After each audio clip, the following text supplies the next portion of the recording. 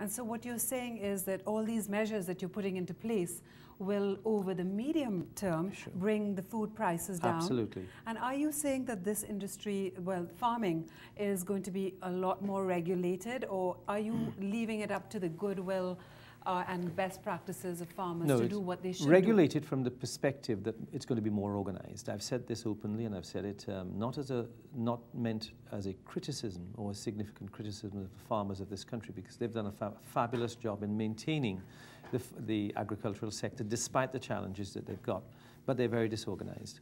And we've got to ensure that we can organize the farming industry as a business, because only then will we start to ensure that we encourage young people into farming, which is what we want to do, because young people are driven by money or by glory or by glamour. And therefore we want to encourage them to get involved. The only way we can do that is to be in a position to position farming as a business in Trinidad and Tobago. Okay, well, we need to take a short break at this point. We'll be right back with more on this environmental series on CNC3. Welcome back to the final segment of Cleaning Up the Mess with guest Vasant Bharat, the Minister of Food Production, Land and Marine Affairs. Mr. Bharat, you have assuaged a lot of our fears. You said that there's not that much of a cocktail of toxins on our food. But let's talk about people who are afraid. And they say, you know what, we don't trust that. And we'd like to go into organic farming, and we'd like the government to support this venture. Would the government do this? Yes, in fact, I'm looking at all kinds of proposals brought to me at this point in time. I'm looking at hydroponics, I'm looking at aquaculture, I'm looking at aquaponics, which is a merger of the two. We're looking at organic farming. We're looking at greenhouse farming, for greenhouse technology. The government, in fact, has put aside $20 million this year to encourage greenhouse technology. Greenhouse technology, as you know, would be outside of the vagaries of the weather pattern. So, for example, you're likely to get better yields, better crops. You're likely to get crops that are less afflicted by pests. So you'd have to use less less management or less pesticides. So we are open to discussing all of those issues. Our intention is to grow more food. My intention is to reduce the high rise in inflation. My intention is to reduce the high import bill.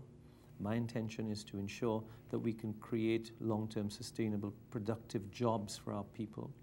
My intention is to create food security for Trinidad and Tobago.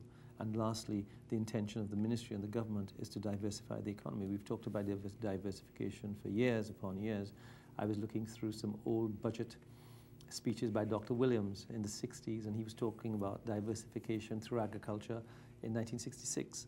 So we've been talking about it for a very long time. This is our golden opportunity to make sure it happens. I think the key thing as we go is that the people who are on our Facebook page, the people who care about the environment, they're saying, you know what, we want standards set. Yes. We're hearing the minister saying, you know, the toxins aren't really that bad when they arrive in foreign shores, it's past.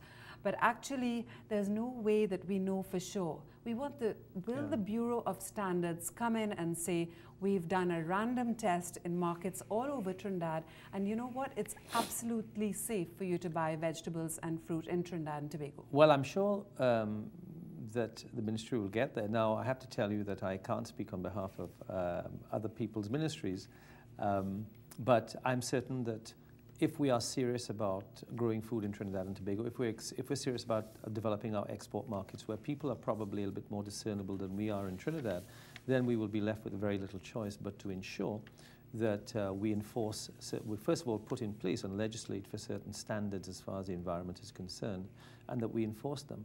But I also want to say, as I said at the beginning of the program, it's very important that environmentalists and general members of the public who have become more aware of the need to become more environmentally friendly and to create a sustainable environment for Trinidad and Tobago have to raise their voices and raise it more often. Mr. Bharat, thank you so much for coming on our show. And we'll have you back again next week. Thank you. And I want to thank him again, Vasant Bharat, Minister of Food Production, Land and Marine Affairs, who will be back next week, hopefully answering questions on the ex-Caroni land. And once more, some more talk about the rising food prices.